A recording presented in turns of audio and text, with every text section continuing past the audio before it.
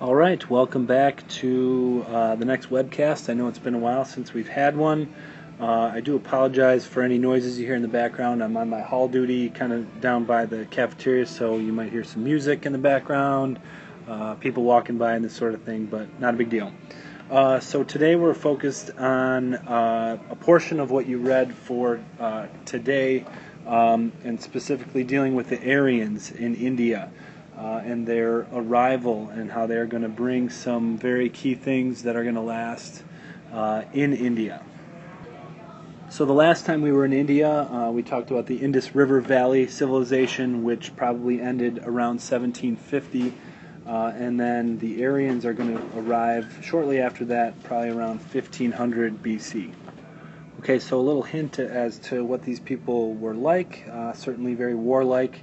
They had bronze weapons that they are going to bring with them to India, as well as the use of chariots.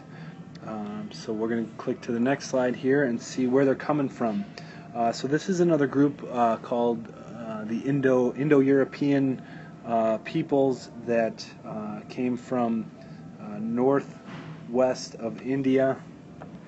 So they came between the Caspian and Aral Seas and settled down in the Ganges floodplain, so right in this region here. And one of the things about them too is that there's no writing from the Aryans. So 1750 is when the Indus River Valley fell, and there's no writing between then and 300 BC when the Mauryans finally established their empire. There's also no archaeological record of them. So how do we know about them, we ask? So one of the things that we have here are the Vedas, which are going to leave us a pretty clear picture about Aryan life. This is their sacred literature, which was a collection of poems, prayers, magical spells, and instructions for rituals. The most well-known of the Vedas is the Rig Veda, which include the hymns to the Aryan gods. Over 1,000 hymns were in this, but it is passed on orally, so it is spoken. That's what you see going on here in the picture on the right. Probably the most significant thing that the Aryans left behind was the caste system, which certainly will continue on as Hinduism develops in India, as they are going to embrace this.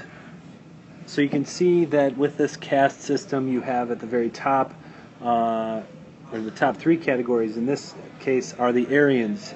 They make up the priests, the warriors, peasants, traders, merchants, farmers, craftspeople, and then you have all the non-Aryan laborers or craftspeople on the bottom. Okay, so the non-Aryans are going to make up they're made up of Indians, really, and they do have darker skin, and the term for them is dasas, which eventually becomes the word for slave. So clearly you can see that Indians are not treated too well by the Aryans, and the Aryans make this caste system a very rigid system, one in which you are unable to move up or down in your lifetime. As far as things developing in India, once the Aryans arrive, these kingdoms are established. They start spreading throughout India, and again, this being a very warlike people, they start out with chiefs. They're elected by tribes, and then they start to become these larger territorial kingdoms. You've got a couple examples here. The most well-known one is going to be this one, the Kingdom of Magadha. But ultimately, all of these kingdoms are struggling for land and struggling for power, which eventually you're going to have the Mauryans come in and establish the real first empire in India. But we'll get into them with your reading over the weekend. And finally, one of the things that's left behind that does help us explain this, how these Aryan kingdoms fought and struggled with each other, is in the great epic, the Mahabharata. In this, it explains how the Aryans and non-Aryans began to blend together as a culture. Certainly some references are also made to Hinduism and their religion, as this is going to start to develop over time. One of the semi-divine heroes of the Mahabharata is this guy right here, and his name is Krishna. He's seen again right here as well, and this becomes part of Hindu tradition in that they would understand the Mahabharata. But we will get more into Hinduism as we move further along in India, and then also get into the development of Buddhism.